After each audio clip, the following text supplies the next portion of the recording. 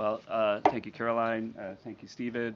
One of the things that President Trump cares most about is job creation, and it was about 7 years ago I had the honor of joining you in this room for the first time, and it looks like we've created a lot more jobs in the last month.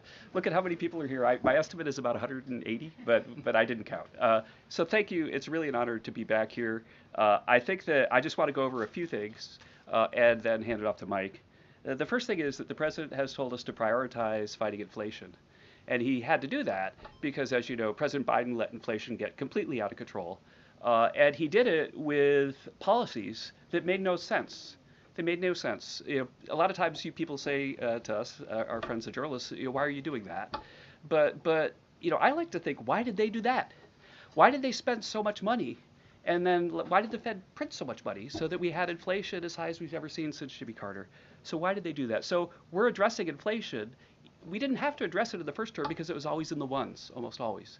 But we're going to get it back there. And how are we doing it? Well, we're doing it with a plan that President Trump and I and others have talked about in the Oval that involves like every level of fighting inflation.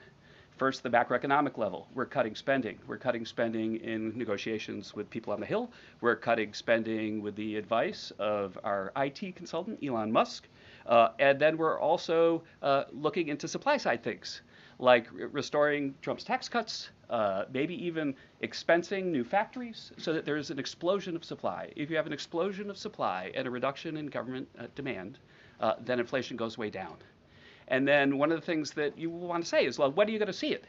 Well, the first thing that you'll see when the markets believe that we're going to get inflation under control is that the 10-year Treasury rate goes down because that's how they think about future expected inflation. And so we're still going to see some memory of Biden's inflation. It's not going to go away in a month. But the 10-year Treasury before the last consumer price index had dropped about 40 basis points. 40 basis points because markets were optimistic about our ability to fight inflation. 40 basis points is kind of not a fun thing to say. Economists talk that way. I apologize. But the way to think about it is for a typical mortgage, if that affects the mortgage rate, then it's going to save a typical family buying a house about $1,000 a year. And that's just an